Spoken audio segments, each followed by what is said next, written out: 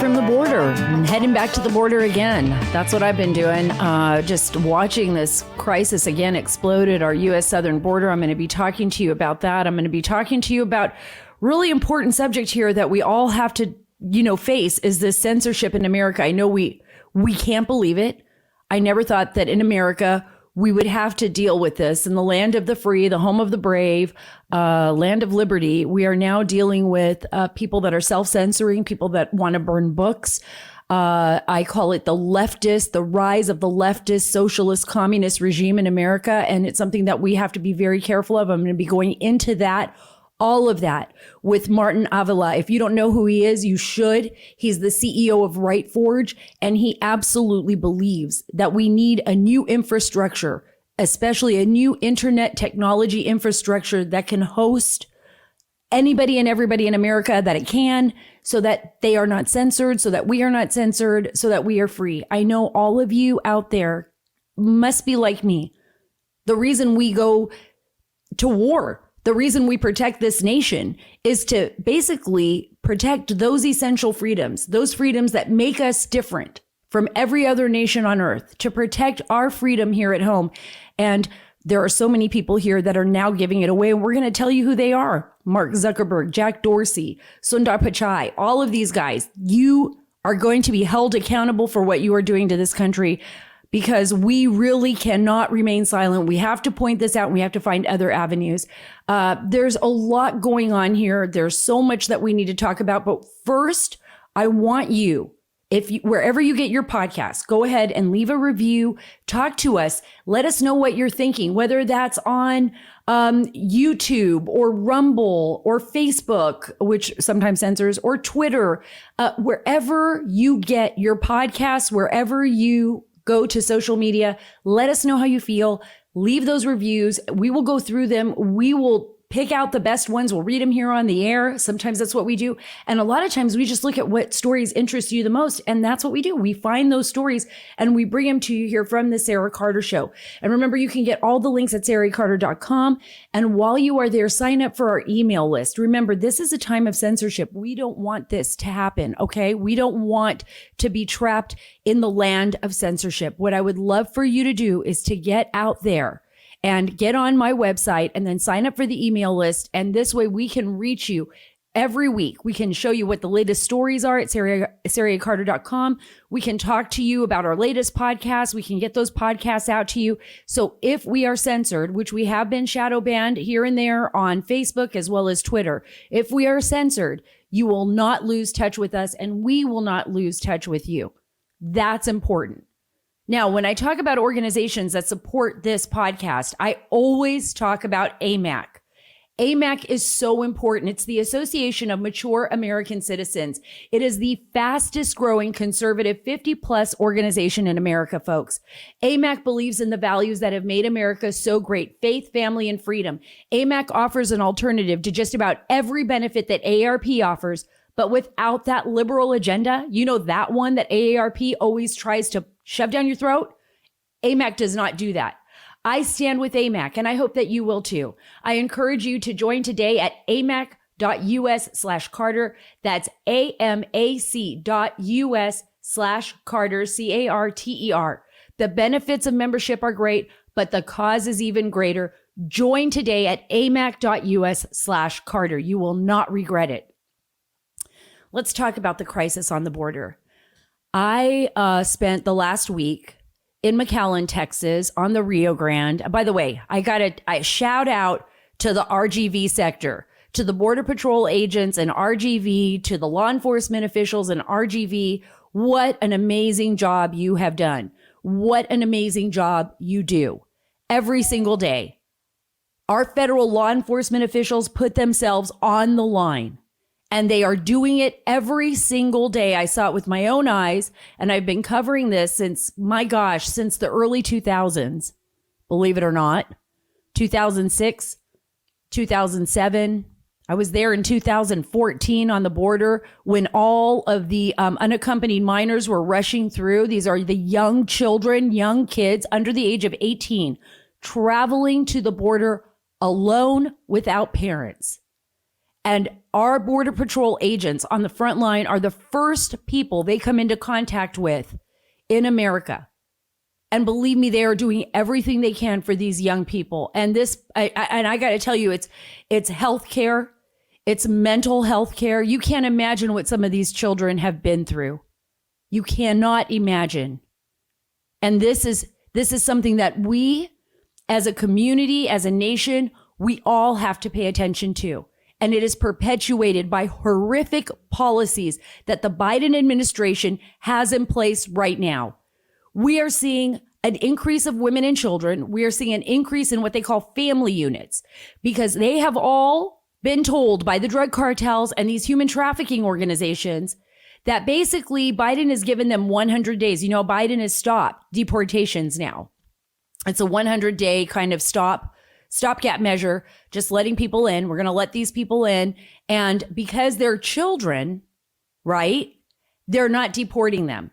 So this is the little trick, right? This is the little loophole. So what happens is adults who want to come into the country will literally rent children sometimes and make it seem like they're their own. And these kids are circulated in and out of the border multiple times. So they are completely abused. I'm going to tell you that straight up. These children, some of them are traveling 3 months to get to the United States. And they're just hoping that they'll find family here. Others are just maybe coming with an uncle, coming with an aunt, just hoping to get them in. And they'll say, oh, you know, these are my kids. I'm the guardian. So that way they don't get deported, right? This is another way of not getting deported or sent back. I spoke with a group of children that had come through from Honduras. There are kids coming from all over the world, and there are people coming from all over the world. I know the majority that we're seeing right now is from Central America. We got a lot of folks from El Salvador, a lot of folks from Honduras, a lot of folks from Guatemala and Mexico. That does appear to be the majority of people traversing into the U.S. border. But I can tell you this. I know that people from Pakistan have crossed in recently, people from Afghanistan, a lot of gypsies from Romania. Think about that. People from all over the world. And guess what? When they get here, the majority of them too, just basically they lose their IDs. That's it. They don't have them on them. You know why? Or they forward their identification and then they pretend like they lost it, because this way you can't send them back that easily. Think about it. If I'm a Romanian gypsy, right? And I'm coming in illegally through the border, and a lot of times people are sent here to work. There's a lot of interesting stories here, in-depth stories that you may not be aware of. And I'm talking about gypsies. A lot of gypsies come in. They know they're going to get kicked out in a year. They're set up to work inside the system. They're going to collect money. This is just one little side story of the border that I'm talking about.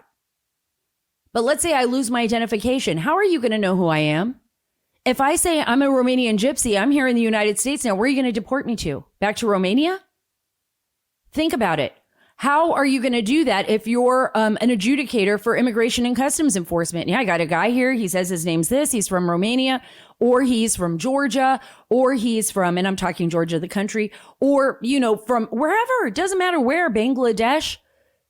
If I don't have identifiers on me, then you have to contact the Romanian consulate. You got to contact the people in Romania. They have to figure out if you really exist in their database. That could take weeks, months. If you're not in an Interpol database, you're not a terrorist, you're not wanted, you don't have a criminal record, you're just somebody who exists without an identification, and I just got to rely on you. And guess what? A lot of people, almost every single person, is being kicked free into the country with a report to court date. That's what happens. You got to report to court to file your asylum claim. And when we set people free inside the United States, whether they are from Honduras, Guatemala, El Salvador, Romania, Pakistan, India, as long as they are not a known terror threat, well, they're usually just kicked free. They're put on a bus, they're sent on an airplane. Bye-bye, see you later, sayonara, hope you come to court. And they don't usually ever show up. They don't. Some of them do, but the majority of people don't. And what about the people that came here legally? You know how frustrated they are? But I want to talk to you a little bit about those children. And I want you to think about, when you look at your own kids, when you look at your own children, imagine You're 7 years old and you're leaving Honduras with a group of preteens and maybe one teenager, and you're on the road for 3 months and you're alone and you're hungry and you are being trafficked. And maybe your uncle had you go, maybe someone else had you go, maybe your parents paid some money to have a trafficker bring you up to the border. Maybe you're a 13-year-old girl like I saw and you're traveling with a bunch of boys. What do you think happens on this journey? I don't need to explain it to you in detail. There are predators out there and these children are abused. And these children, if they're even the trip itself is so dangerous. Just look at your own child. My youngest is 8. There was a boy that was 7 years old that was traveling alone. And I asked them, I said, what was it like? They said it was dangerous. They said they were very hungry. They were very thirsty most of the time. I said, where'd you get your food? People on the street, at a church, water from a well, wherever they could get it, and then they get on La Bestia, which is this big train that goes through Mexico. And La Bestia is just more of a manufacturing train, right? It carries product. It's big carts. And those carts actually on top of them, on the big train carts, are where the children pile up. And as you can see, my dog behind me is, if you're on YouTube, is digging a little hole in her bed again and making a lot of noise. But stop it. But these carts, they're carrying hundreds and hundreds of kids. And these children get piled up on top. There are predators on these trains. And they go with the cargo and these children piled up on top. And sometimes the kids fall off. And the kids were telling me, you know what? We were so scared. Some of the children disappeared that they were traveling with. Other kids can fall off the train and they don't have identifiers on them. That means that a lot of these kids, we don't even know they exist. They may not even have a birth certificate. Our government, the Biden administration, is perpetuating this crisis with this terrible behavior. And I want you to know this isn't and policy. This isn't the only time. I saw this under the Bush administration. I saw this under Obama administration. And I didn't see it as much, at least not the rhetoric under President Trump's administration at all, because it's the rhetoric. That's what these cartels and human traffickers are using. I want you to listen to Jen Psaki. She's the White House spokeswoman. I want you to hear how she basically avoids calling the situation at the border a crisis. Listen to this. Well, I would say I don't think we need to meet your bar of what we need to call it. We had the Secretary of Homeland Security yesterday conveying it's a challenge. We've provided numbers publicly about how serious that challenge is. We, of course, because we are approaching this humanely and we are approaching this in a way where we will keep the children safe in a great break with the past administration. And because we're doing this at a time of COVID, that is even more challenging because most of these facilities are at 40% capacity, hence the number of beds that are being utilized. But again, we're going to approach this without labeling. We're going to approach this with policy, with humanity, and with a focus on what we can do to keep these kids safe. Humanity and policy, Jen Psaki, would be to enforce the laws that do not perpetuate this behavior. That's what would be humane, and that's what would be right. That is the right thing to do, is to put laws in place that do not perpetuate the trafficking of children to the United States. And it is a crisis. It is absolutely a crisis. It is not a challenge. In February, there are more than 100,000 is what Border Patrol believes people apprehended along the U.S.-Mexico border. The month before, it was 78,000. They expect those numbers to increase exponentially in the next few months. This is a real crisis. And yes, there are a lot of people that are either diagnosed with COVID at the border by us, yes, by us, and by other groups, or they're set free and have COVID. And now they're traveling in buses and airplanes all across America. So this is a very, very real crisis. Another big crisis that we are dealing with today is, of course, censorship and getting the truth out to the American people. And that's why I'm here. That's what the Sara Carter show and this podcast is all about. It's about getting the truth out. And that's why I have Martin Avila here, and he's going to explain why he believes we need to look at new infrastructures to build a new internet so that we don't lose those basic freedoms, so that there is a place to go, because we have to have some place to go. If this doesn't stop, if this continues, what do we do? How will we communicate with one another? I think it's going to be really interesting to hear what he has to say, why we need to stand up with this. We also have several very important House hearings coming up this month on censorship and the deadlines for documents from companies like Facebook and Twitter that Congress is investigating will be coming up as well, I believe on March 18th. So we need to keep our eyes out for that. And I can't wait. You got to stick with us. That's why Martin Avila has been, invited to this show. He's the CEO of Forge. But before I go to him, I want to talk to you about a product that is so awesome. I keep bragging about this. I tell my producers all the time, these are like now my favorite pants in the world, and they're from Tommy John, right? In 2021, loungewear isn't just for lounging. We need it for everything. I mean, I want to be able to sit here and do my podcast and then run off in my Tommy John loungewear and go be able to pick up a coffee or something at Starbucks if I have to in between shows or something. So this means you have to have the loungewear for every occasion. It's time to go pro with Tommy John men's and women's loungewear. You will not regret this. It's so good. It's perfectly comfortable. It's non-piling. It's micro model fabric, which means that there's no lint balls or fuzz on it ever. And the part that I like most is that it is super soft. It has a tri-blend fabric with 4-way stretch. So not only is it soft, but it's stretchy and it just fits really nice. It's actually really cute. It's the same level of comfort and innovation that goes into everything Tommy John makes. I love everything they make, including over 13 million pairs of Tommy John underwear. That's just, wow, that's incredible. What a great company. Returns and exchanges are free. And right now you'll get 20% off your first order at TommyJohn.com/Carter. That's 20% off Tommy John loungewear, underwear, and bralettes at TommyJohn.com/Carter, CARTER, TommyJohn.com/Carter. See the site for details.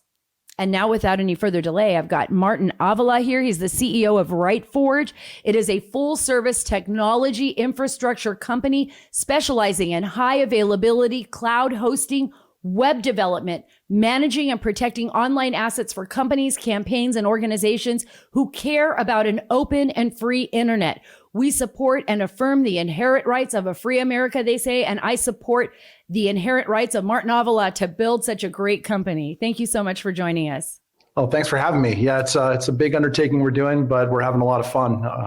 Thank you. Oh, well, I can't wait to fill everyone in on this. I've been talking about you and bragging about you to everyone. Just incredible work, because we need freedom fighters.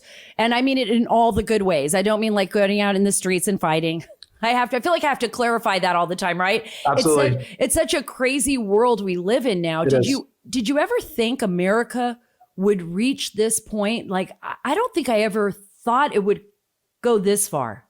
Yeah, I didn't. A few years ago, started to get scared. The power of big tech when the Internet of Things really started taking hold. And when my buddy told me that he has a computer in his barbecue, those are the types of things that I was, it makes you go, wait, the world is the internet now. And these companies don't live by the rules that the country was founded upon. And they're governed by profit.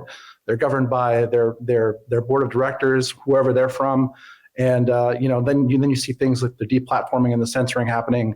And it's sad that we've reached this state, but no, I never thought I would get here, frankly. I think you brought up a really good point. I think for a lot of people, we don't think of technology the same way because it just kind of creeps up on us, right? So we have a smart television or Amazon, we're talking to Alexa every day in our house, and we're not realizing that every little thing that we're doing and every time we bring in a new technology that we're losing a little bit of our right to privacy, right? I mean, there's something there. But because we're Americans, we think, it can't happen to us. And over the last few years, what we've seen is companies like Facebook, with Mark Zuckerberg, Twitter, Jack Dorsey, others they basically select what they want. I mean, they censor based on what they want. It's all selective, right? And it's gotten worse. And it's gotten to the point where we're kind of losing our freedom of speech. I want you to fill everyone in on what you're doing right now, how you believe we need it. By the way, incredible op-ed opinion piece it was absolutely fantastic and in Newsweek. And I want you to fill us in on how you're looking at the future and how you can make this happen, building a complete new infrastructure for the web. Yeah, well, I think that people need to first and foremost remember what the internet is, right? The internet is essentially two cups and a string. It's the actual foundational network that all of these companies live on top of. So when we used to make phone calls, AT&T, they had a lot of the fiber, the optics, but there's Google, Facebook, all these things, Amazon even, they have convinced us that they are the internet, and they're driven by profit to connect us with, just like you said, Amazon Alexa in our kitchens, the doorbell, Ring, even your thermostat, to continue to project their influence into our day-to-day lives. But at the end of the day, the internet is servers and interconnectivity between those servers. And so what we're doing is actually deploying the foundation of the internet and reaffirming the Bill of Rights on that platform. And from there, we will then grow and produce applications and products that will also reaffirm the American Foundation principles. Well, it sounds like you're a lot like Elon Musk is, trying to venture out into these really rethink the way we see things, right? And that's what's important here, is that you're being innovative so that we can rethink the way we handle the internet and the way we traverse the internet.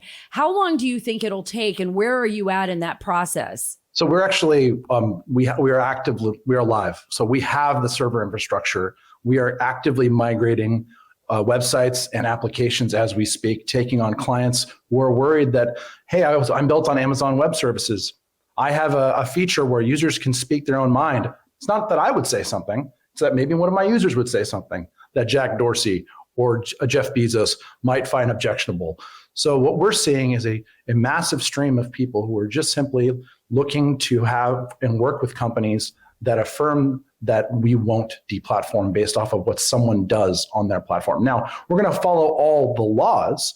Right. We'll comply with all the warrants. So no criminal activity, right? Of course yeah. not. And this is the same thing that I try to tell people all the time. There isn't going to be any, and we can talk about how horrible that can be on the dark web, right? But this is just, you're saying you just won't be deplatformed for thought. Right. No, it's the idea that the internet is open and honest debate is enshrined in the Bill of Rights. That's, that freedom is sometimes uncomfortable, but that's how we get through discourse in a peaceful way is through freedom of speech. And so we see this as a vital tool, not only for that, but also for commerce. I mean, the fact that a business, might be deplatformed, and a trucking company, if their CEO says something that Jack Dorsey finds objectionable, or say the big tech finds objectionable, we believe that people want to simply do business and work with somebody that's not politicizing the internet. Absolutely. One of the things that I've been having to deal with, and a lot of you out there have heard me say this over and over again about what happened to me on YouTube, was one of my podcasts dealt with actually a Japanese activist who fights for freedom fighters in Hong Kong, is basically somebody who supports our good friend Andy Chan. Her name is Yoko Ishii. And I was actually demonetized, not because of election, not because of anything else, but because I had a young lady on my show who was standing up for liberty and freedom and saying, Andy Chan, who was former head of the National Party in Hong Kong, who was nominated basically for a Nobel Peace Prize, because the Chinese were angry that I had her on, I got demonetized from a company. So it isn't just about it could be anything. It could be a foreign nation trying to demonetize you through one of the main CEOs or their relationship with one of these platforms here. How do you protect those entities? When we think of the internet, speak about it maybe in layman's terms. So if if SaraCarter.com got deplatformed, right, by, let's say, Google, right, or something, just because they didn't like whatever politics I have, would it still exist on the internet if somebody looked for it? If I was on your internet, if I was on your... It certainly would still exist and be available, and people could go to your website. And that's really where we're seeing the first influx of customers who are hosting websites that they're monetizing themselves.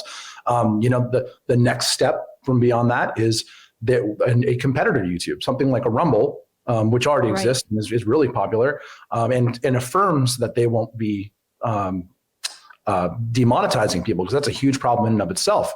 But that's where we're starting. It's just allowing people to recreate and build off of the backbone that's already distributed all across the country and available all across the country. How awesome is that? I want you to listen to this. This is Governor Greg Abbott. I want to get your take on it.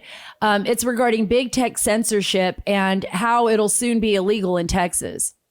The United States of America was built on freedom of speech and healthy public debate.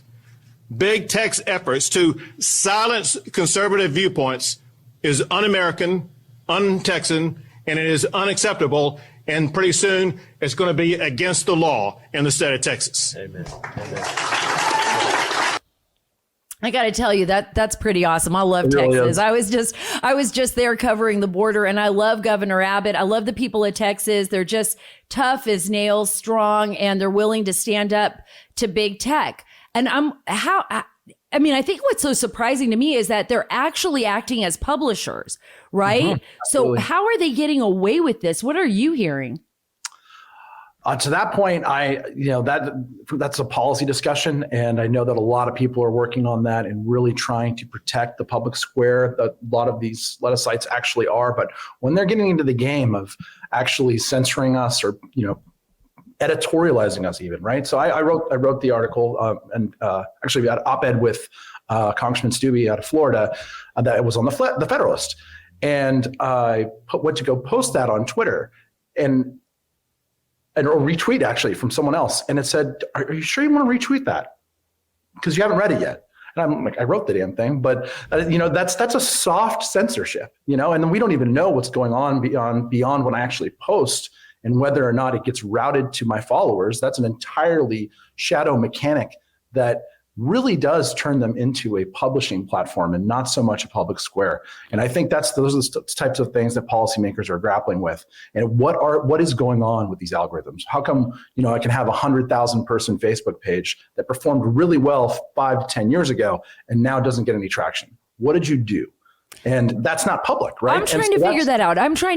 How does that happen? Because we've seen that before, even with my social media platforms, where we have 1.2, I had 1.4, and then they, removed 200,000 followers for me when they did the big removal and everybody was losing followers. Now we have over 1.2 million on Twitter and then a really great Facebook. And then all of a sudden we realize there must be something going on with the algorithms, because we're not getting the traffic we did, or people aren't seeing it, or when they click on it, they can't get into the story. So is there anyone that can investigate that? I know we have some hearings coming up, but as a computer expert, as somebody who understands the internet, is there a way to even find out what these companies are doing, or is it so internal that it's almost impossible? I don't know. It would actually be pretty much almost impossible unless they're going to open up the code. It's the amount. So it's all based on code, right? And it's codes that you have to know. And code that changes all the time and has changed all the time. So, those algorithms, they're tweaking, they may have control panels that influence those things. They certainly do, it's going to be a very, very tough nut to crack, especially from a legislative standpoint. But I know a lot of people are putting a lot of energy into these questions because you're asking the right questions. Right. Because I know it's difficult for congressional members. Sometimes I'll talk to people that are really tech savvy and they'll say, oh, what the problem is that our congressional lawmakers, just like me, right? We're regular folks. We don't have expertise in the internet or in code.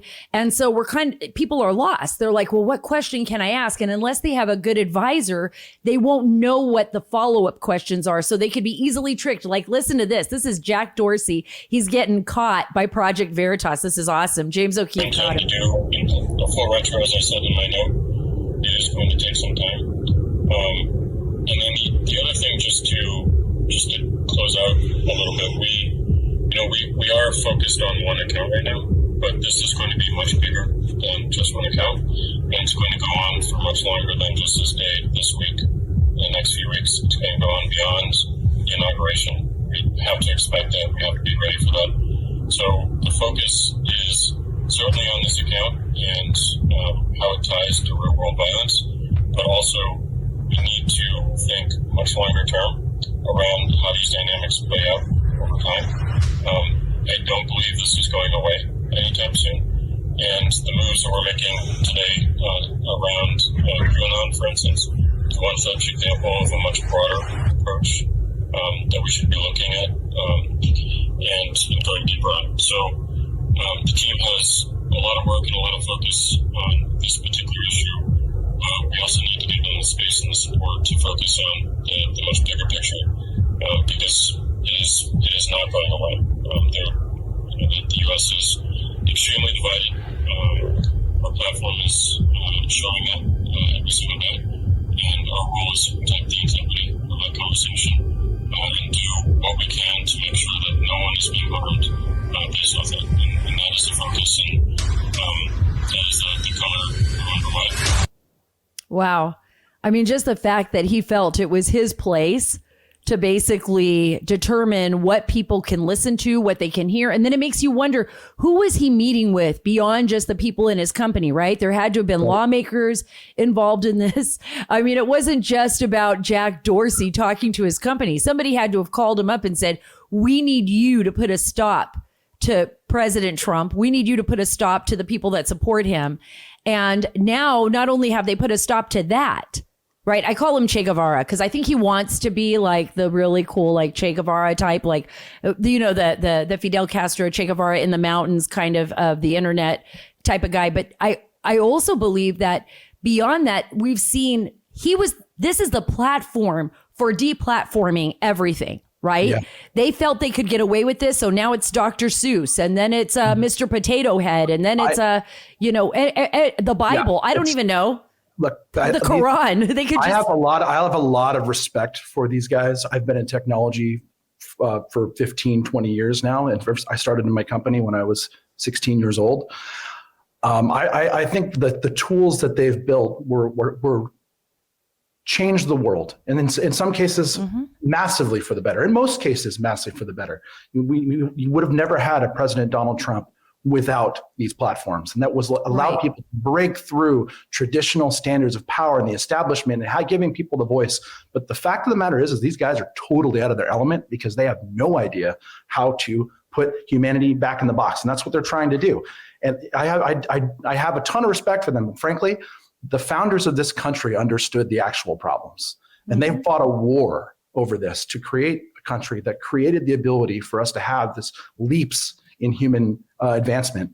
And these people don't understand that the code for this country comes out of the Bill of Rights. The fact that we gave people the ability to talk and have that discourse and could be protected for things that they're saying. These guys don't understand that. They don't understand that, or they're entirely afraid of it and they think that they can do better. And I don't believe that that's true at all. It's almost as if they're like obsessed with the power that they've created for themselves and create. I mean, I think it was like you're saying, I believe that technology is awesome. I'm all about the future. I believe in science. I believe in understanding that science and making the world a better place. I love space. Yeah, me too. I love it too. I'm like, I want to see us travel to Mars. I want us to have the technology to do all these incredible things. That's what makes us human, right? Our ability to extend beyond ourselves and to see the world as an amazing place that we ourselves have helped create, right? Absolutely.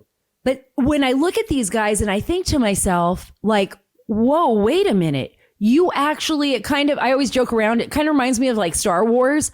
You know, it's like, I always feel like they're Anakin, you know, like they're just like, I have to control everything. I have to, you know, the world doesn't understand how to take care of itself. I have to take care of the world, right? Instead of just trusting that people make good choices and right decisions usually. That's why we based our nation on freedom and liberty. So why can't we get them to just dial it back? I mean, have they just become too overblown with power?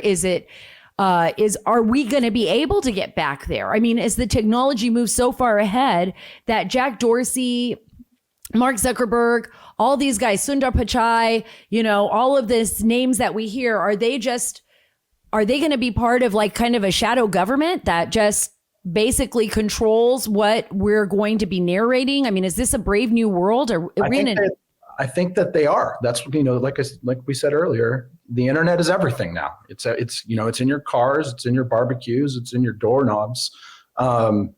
And these people are making political decisions and politicized decisions that are frankly completely not grounded in the framework of government and the economy that we thought we had.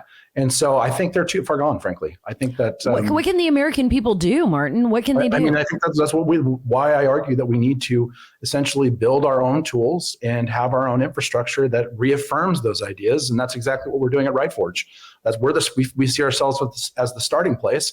We're not saying that we're going to go out and build every single app and every single tool. That's not our plan. Our plan is to stand up the backbone to let other people do it and on top of us and facilitate and connect. Just produce tools that produce the internet. That's what our job is. Well, what can people do if they want to go to your platform? How do they do this? How do they get there? What can we do to make this happen? RightForge.com, we can get your site moved over within a week. If you've got a website that you're concerned about, we have the capacity to do any size website immediately. And we're actually expanding our server infrastructure right now. So rightforge.com, we'd love to work with any company, any site of any size. We're talking to people who have church websites. Those are easy migrations for us. We're talking to people that have trucking companies and media platforms and all those sorts of things, shopping sites. Right. How about Dr. Seuss books? How about Dr. Seuss exactly. books? We're going to upload every book known to man before they burn it. I don't know. It's so crazy. What a world that we live in where we have to actually build an online bookstore that does deliveries because Amazon decided that they don't want to do that anymore. So they're stopping everyone. I mean, this isn't just about Dr. Seuss. They're stopping great thinkers, philosophers. They are calling books, they're censoring anything that the left, and I don't want to say liberal because I feel like we use that word just kind of haphazardly because I have friends who are Democrats who would have never gone for this. No. I have a great friend. He's an attorney. I brag about him all the time. He's on the show all the time. David Schoen. He actually supported the Democratic Party. He actually defended President Trump during that crazy secondary impeachment trial. But he's a big civil rights advocate, and he fought to the point where he actually defended the Ku Klux Klan. He's an Orthodox Jew. Right. But he believes that, people have the right to free speech. And that's the only way through discourse, just like you said. So, these are really strange times. But you're right. Are people asking to maybe upload books onto your server? Are people that concerned about it? I don't know. People are talking about building out platforms that compete with the technology that is dominant in the market right now. So like Amazon, like Amazon. So if Parler was built on our system, they would have only been shut out by the phones, right? Right. That's what we're doing. That's how we're trying to help people and just deploy as many tools that make it easy as possible to interface with what we provide. And any final last words for all of the families out there listening? There's so many Americans that, they're feeling a little bit helpless right now. Like, how do we speak up? How do we do this without, falling apart or becoming a target? Don't give up hope. The internet, and just because they spend billions of dollars convincing you that they're the internet does not mean Google, Facebook, and Amazon are the internet. The internet is for us, giving us the ability to connect with each other via our computers, and there's apps that let you do that. There's a whole world outside of what big tech is, and you'll still be able to use an internet that's going to be rebuilt by companies like ours at RightForge. And the technology leaps that we've had actually make it easier to deploy these tools than it would have been 5 years ago. So there's open source applications, there's all these things available for us to reassemble and reunite and rebuild. So don't give up hope. Remember, it's not just a Jack Dorsey, Mark Zuckerberg, Jeff Bezos, Sundar Pichai universe. There is a whole other universe, and Martin Avila is building it. That's just so awesome. It gives me hope in a great future. Thank you so much, Martin, for being on the Sarah Carter Show. I can't even thank you enough. Well, I'm moving my website over to you too. Right. Okay, I'm going to do this. I'm going to call you. I'm going to talk to you about this because I really think that we all need to do this if we want to protect ourselves and protect our freedom. Thank you. Let's do it. So Martin Avila, gave us a lot to think about. I know me because I'm trying to figure out, with censorship and with the ability for the internet to be like this, it's a universe in itself, but it's something that we're so reliant on. How are we going to be able to communicate with one another?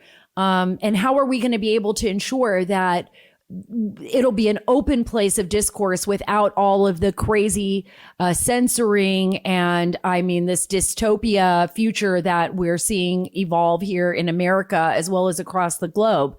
Part of that, the reason I'm thinking about that is today is International Women's Day. I know you guys are thinking, what does it have to do with the internet and everything else? Well, it has a lot to do with our ability to get the truth, right? Our ability to speak and have a voice. And in Afghanistan and Iraq and other places that I've traveled, women do not have a voice. Sometimes it is the internet that allows some women to communicate with one another if they're lucky enough to have the technology. In Afghanistan, I used to remember thinking to myself, all the feminists in America, why aren't they standing up for these women who have absolutely no rights in Afghanistan, where the Taliban basically can do anything they want to them with impunity? I saw a young girl, I think you all remember that, in magazines where she had her nose cut off and her ears, and, she was humiliated and tortured, all because she wanted to marry somebody different or than what had been arranged for her. I've seen her horror stories in Afghanistan where young girls have either disappeared. There's self-immolation where young girls who are forced to marry older men will literally set themselves on fire so that nobody will touch them ever again if they survive. Our ability to be free and to have liberty is not just endemic to just women and women's rights, although women have faced an enormous amount of atrocities in the world. And still do today with human trafficking, sex trafficking, but we've also seen that with children, whether it's young boys or young girls, and our ability to have a voice, right? And to speak out. What does it mean to understand the plight of women and International Women's Day? What does it mean to stand up for somebody else's rights when it goes far beyond culture, by the way? I'm not being disrespectful. Some places in the world, even when I was a young girl, I remember living in Saudi Arabia and women couldn't drive a car. They just could not drive. There's been women now that are fighting for the right to drive. And I think that there's been a move to do that. Although I talk to people and it doesn't really happen in the kingdom because it's still an idea that the men aren't used to. But women didn't have a voice. And so if their husbands battered them, beat them, where would you go? To the police? The police wouldn't defend a woman. There are a lot of things. I talk about human rights.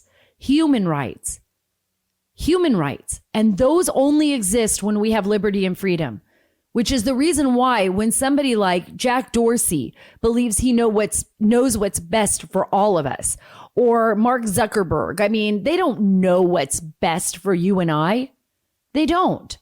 They have no business. They have no business monitoring, and the government as well, monitoring what we say to one another. This crazy talk too about who we are in the United States, and that, those deplorables who support President Trump or supported an America First agenda are somehow dangerous. No, what's dangerous is the government spying on its citizens. What's dangerous is the expansion of powers and trying to control people. What's dangerous is not listening to people, right? Being the voice for the voiceless. That was what a reporter should do. That's what somebody should do when they're trying to tell their story. And I'm going to go back to, the reason why International Women's Day is so important to me. And it's so important for me to tell you these stories is because very few women had anyone speaking for them and still do. Very few women have anyone speaking up for them.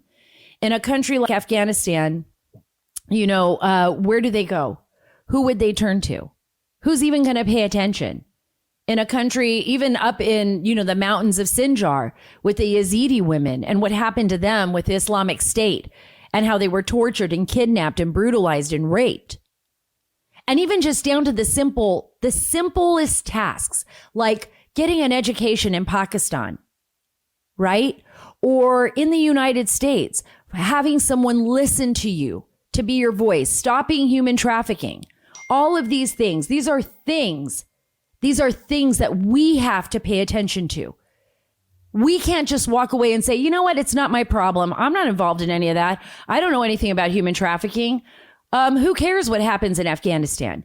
You know why it matters? It matters because eventually we will be the ones looking for someone's help. Look at what's happened in America now. We talked to Martin Avila. He's a young, ambitious, super smart guy who's doing this incredible thing, trying to rebuild the backbone of the internet. Why? Because we don't have a voice. Because you and I are losing our ability to speak to one another in the United States of America. Remember what we said right at the beginning of that interview with Avila? It was like, did you ever think this would happen in the United States of America? And he was like, no, I didn't. I mean, I really didn't either. I didn't want to believe it was happening. And I want to believe that we together are smart enough and strong enough to overcome these obstacles. And we will be, as long as you and I aren't afraid to point out when something is wrong, to stand up and to speak up and to speak out. We have to defend each other. Freedom is not free, and it doesn't just exist here. Freedom is a human right. That is what I believe. It is a right for all women, all men, all children. It is a God-given right to be free, to be able to think for yourself, to not have somebody subjugate you and humiliate you and torture you and hurt you. And whenever you see it, you should speak out against it, all of you, because we are so blessed. For all of you who are listening to this podcast in America, we are so blessed to have a Constitution and a Bill of Rights. And my gosh, we cannot lose that. And I'm going to go on. I want to talk really quick before I wrap this up. I'm so excited. You know how I'm excited about sci-fi, science, all of this stuff. Future, what will the world be like, 100 years from now? And I obviously have some great guests like Luis Elizondo, who's my good friend, and others like Nick Pope, who talk about like the miraculous world of space exploration and whether or not we're alone in the universe. Elon Musk is one of those people that I love. I think he is amazing. I am always looking at his Twitter feed. I think he's a genius. And he's talking about this Starbase now. And I know it's Starbase, Texas. Actually, he wants to build a new community there. And I'm going to read a little bit about this to you because I thought it was so incredible. Elon Musk's brain isn't like most people's. When he isn't content with how something works, he reinvents it, right? That's what we heard about on today's show. We're just reinventing the internet, right? Cars, rockets, and now cities. He is announcing this week that he plans a new town in South Texas called Starbase. The idea is to take over an unincorporated seaside village of Boca Chica, a kind of mini Texan Cape Canaveral, some 355 miles from Austin, where his SpaceX already has a massive rocket facility. It's all part of his mission to bring humans to Mars in this decade. Even if this week, one of the prototype Starship rockets went up in flames, sorry about that, but that's what happens when you're experimenting, right? You learn from your mistakes. During a test flight, they are going to build this place, this Starbase in Texas, this new type of town. I'm all about it. I think it's pretty awesome. He's also talking about, this is crazy. He may invent this thing. It's called Neuralink, which it aims to use implanted brain chips to improve the human body and help us compete with artificial intelligence. I'm going to tell you why brain chips and Neuralink is awesome. My husband, is blind. I talked about that before. He was blinded in Afghanistan. He has not seen anything at all in like 11 years. But there's a lot of research about building these, and a lot of work being done to build chips that allow you to bypass the optical nerve in the brain. So you can process sight, and we all process in the back of our brain, the occipital. That's where we process our sight. So I don't know, maybe one day he'll get to see his daughter for the first time and see his children again. We shouldn't fear technology. What we should do is, and this is what I say all the time, we should do is have our principles in place and live by a moral code that allows us to live alongside these technologies and advance humankind. That's what we want to do. And we want to do it by being as free and as possible, a society that respects one another's ideas and wishes. Whether we agree with them or not, we can always find a place for discourse and understanding. And that's what's important. And that's what I hope we brought you here today on the Sara Carter Show. Thank you so much for joining me on this podcast. Again, go wherever you download your podcast, whether that's Apple, Spotify, Spreaker. Download the podcast, leave us a review. I read all of them. I go through as many as I can. All of them, maybe I'm pushing it, but I read almost all of them. And I'm on Twitter constantly reading your comments and trying to figure out like what are some of the news stories we can bring you here at the Sara Carter Podcast. And also, go to my website, saracarter.com, sign up for that email so you will not get censored. Martin Avila, he's signing up for that email. I know he is. He wants to hear from me at least once or twice a week. And why not move saracarter.com to his backbone? This way, in case anything ever happens on Google, I know I'll still exist. Thanks again for joining the Sara Carter Show. We're taking the story back.